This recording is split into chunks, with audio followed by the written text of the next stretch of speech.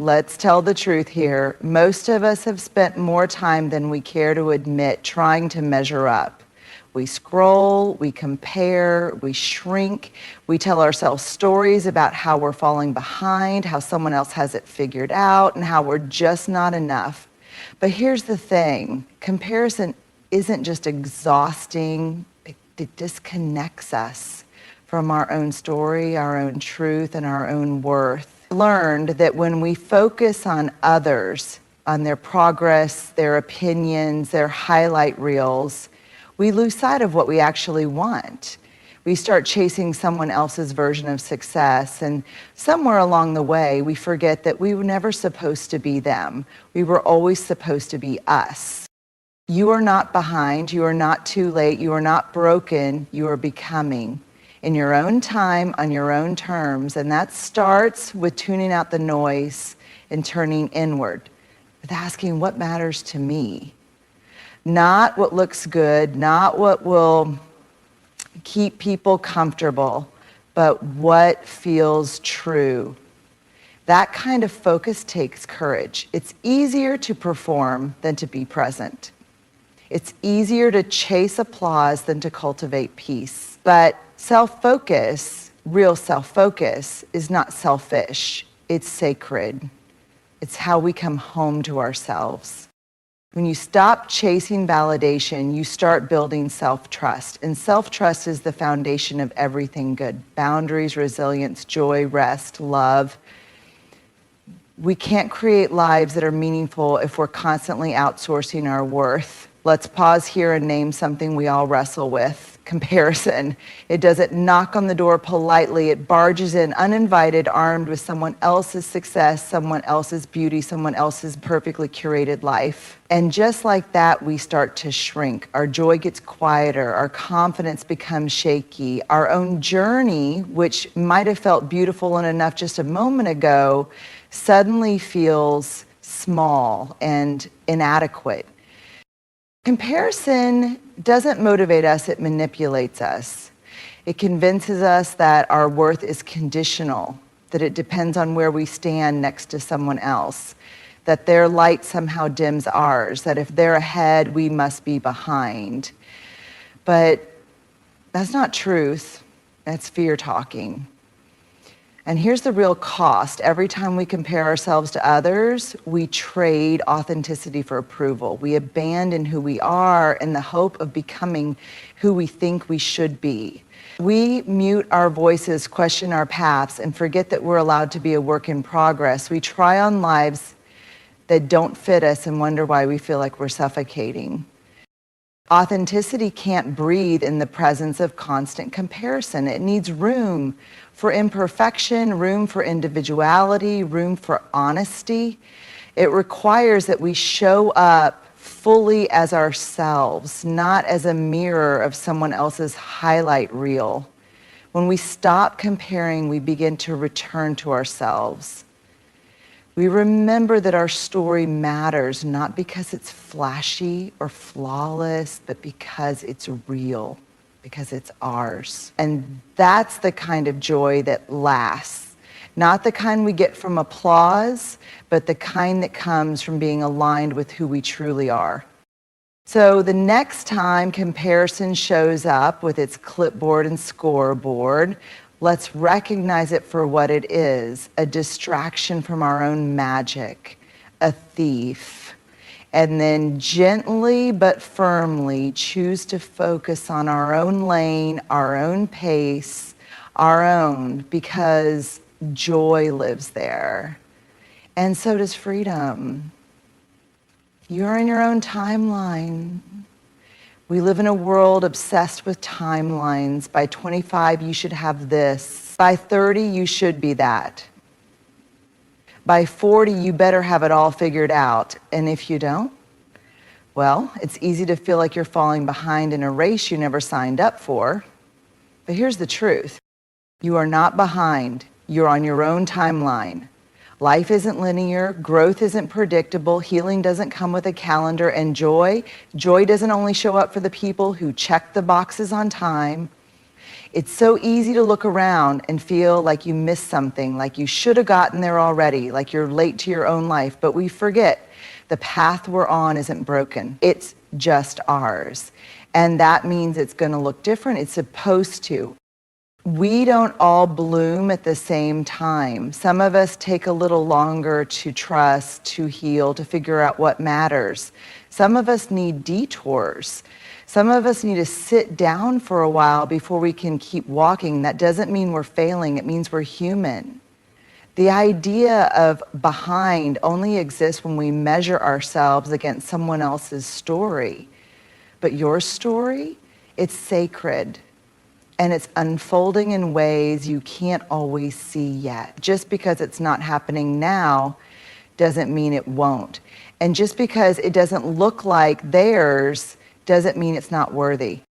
Your timeline doesn't have to look impressive. It just has to feel honest. So take the pressure off. Let go of the noise that says you need to speed up, catch up, or grow up faster.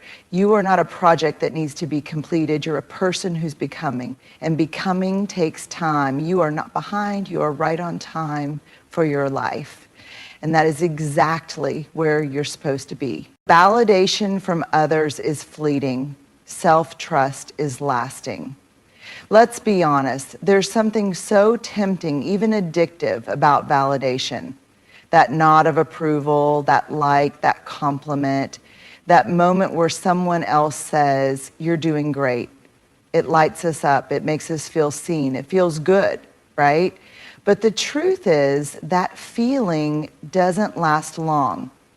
Validation is a quick hit. It lifts you for a second, then disappears. And the dangerous part is, if we're not paying attention, we start needing it to feel okay. We start outsourcing our worth. We start performing instead of living. Here's the catch. When we rely on the outside world to affirm our worth, we're building on shaky ground. The crowd is fickle. People change their minds. Applause fades. What they loved you for today, they might criticize tomorrow. And then what?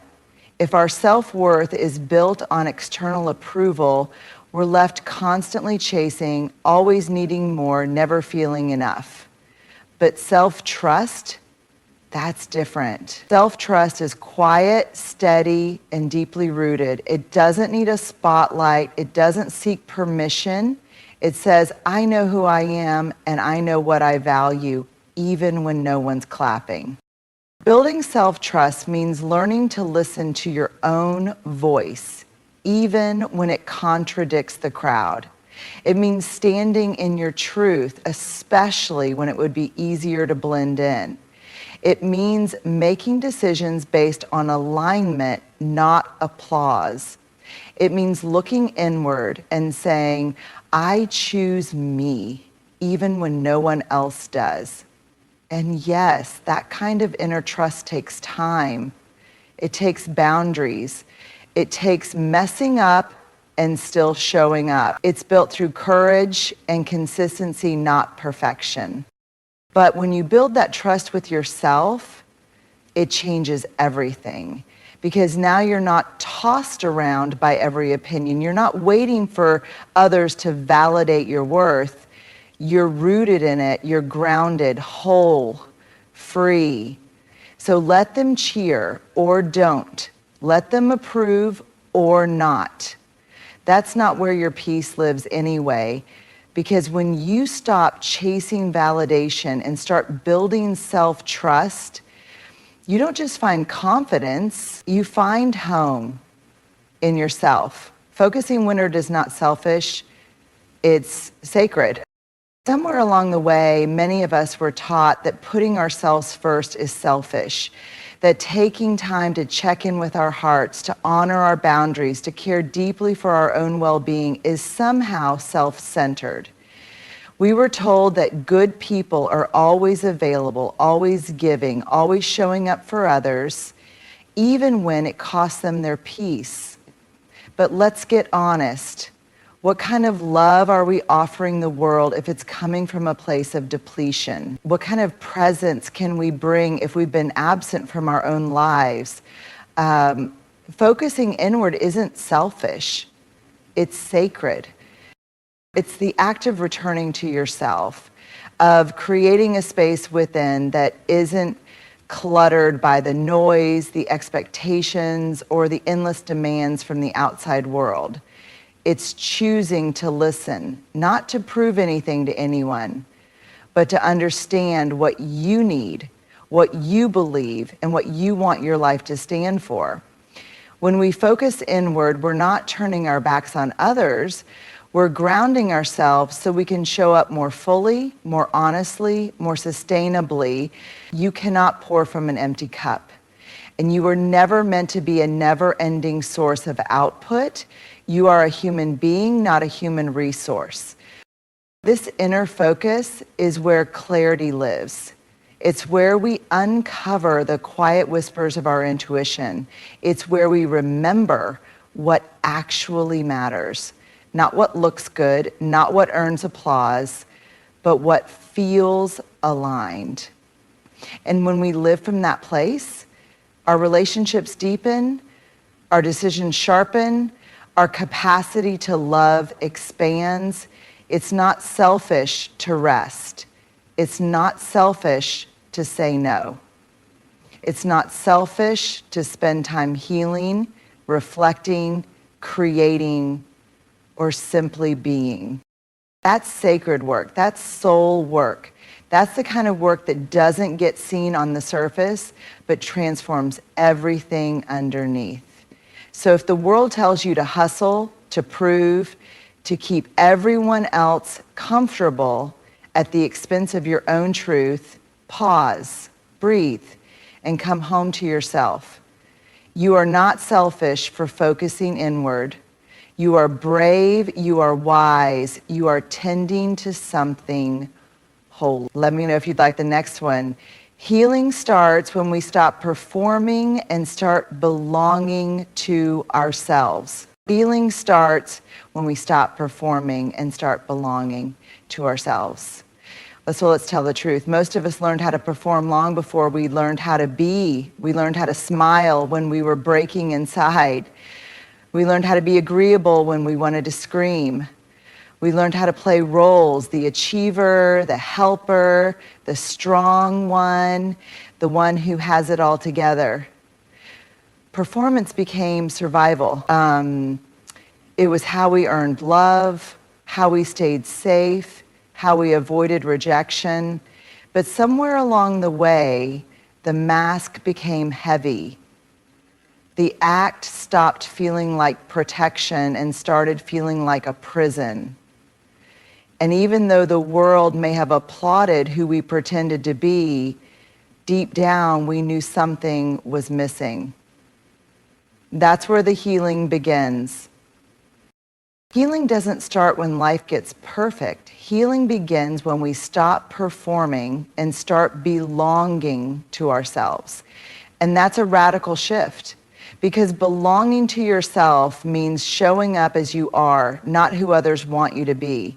It means telling the truth, even when it makes people uncomfortable. It means loving the parts of you that we're taught to hide.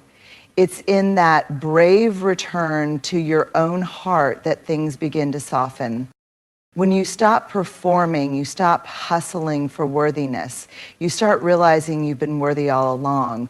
You stop editing yourself for approval and start embracing yourself for truth. You begin to take off the layers of should and supposed to, and what's left underneath isn't lacking, it's liberated. And sure, belonging to yourself is messy. It means making choices that others won't always understand. It means letting go of applause and choosing alignment instead. But it also means peace, it means freedom, it means finally coming home. Because there's nothing more healing than being fully seen and fully loved, first and foremost, by yourself. So if you're tired of performing, if you're exhausted from keeping it all together, hear this. You don't have to earn rest. You don't have to audition for acceptance. You don't have to wear a mask to be loved. You are allowed to belong to yourself fully, unapologetically, tenderly.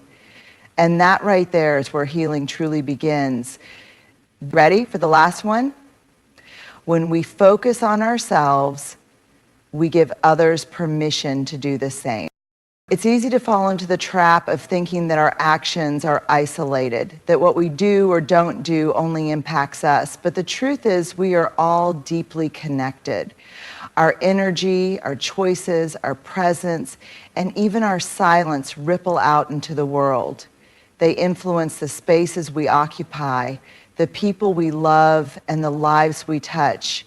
And often, without realizing it, we give others the message of how to live by the way we choose to live.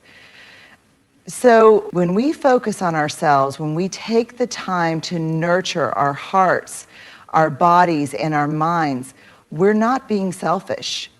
We are, in fact, modeling the kind of self-respect and self-care that others need to see. When we prioritize our needs, we are showing the world that it's okay to do the same. When we focus on ourselves, we give others permission to do the same. Think about it. How many times have you felt guilty for taking a break, for saying no, for carving out time to just be with yourself? How many times have you worried that focusing on your own needs would make you appear self-centered, or worse, that it might disappoint someone else? We've all been there, living with the constant pressure of putting everyone else first.